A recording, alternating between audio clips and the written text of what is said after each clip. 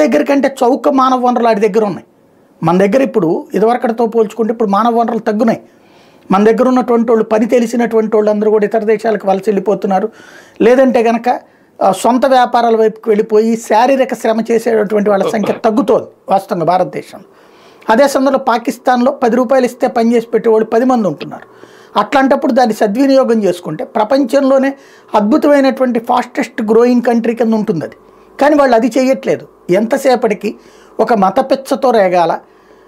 ఎవడైనా సరే భారతదేశం నుంచి మొక్క పడింది ఎందుకది, పాకిస్తాన్ అనేది ముస్లింల దేశం కావాలి అని అడిగి తీసుకున్నారు. గొడవ చేశారు, ఆ రోజున మర్డర్లే చేశారా, చంపారా, తెగించారు, నాశనం చేశారా, అరాచకం చేశారా. వాళ్ళ అరాచకం తట్టుకోలేక గాంధీ గారి లాంటి వాడు కూడా ఇచ్చేయడానికి ఒప్పుకున్నాడు. తీసుకున్నారు. తీసుకున్న తర్వాత చేసుకోవాల్సింది ఏంటి, తన దేశ అభివృద్ధి చూసుకోవాలా, తన సామాజిక వర్గం అభివృద్ధి చూసుకోవాలి. అది వదిలేసి వాళ్ళ పాఠ్య పుస్తకాల్లో ఏం రాస్తారు, భారతదేశానికి పాకిస్తాన్ స్వతంత్రం ఇచ్చిందని రాస్తారు. భారతదేశం అనేటువంటిది పాకిస్తాన్లో భాగమట, మనకు వాళ్ళు వదిలిపెట్టారట ముక్క. ఇది వాళ్ళు రాసేటటువంటిది. ఆ ముక్కను కూడా తీసేసుకుంటాం మనం ఏనాటికైనా అన్నటువంటిది మన మీద ఒక నెగిటివ్ కాన్సెప్ట్ పుట్టుకతో నేర్పుతున్నారు వాళ్ళు. ఏది ఎల్కేజీ పుస్తకాల దగ్గర నుంచి వాళ్ళు నేర్పుతున్నారు. దాంతో విషపూరితంగా పుట్టినటువంటి పాములు ఏదైతే అనుక్షణం విషంతో ఎట్లా కక్కుతుంటే అట్లా కక్కుతూ వస్తున్నటువంటి పరిస్థితి.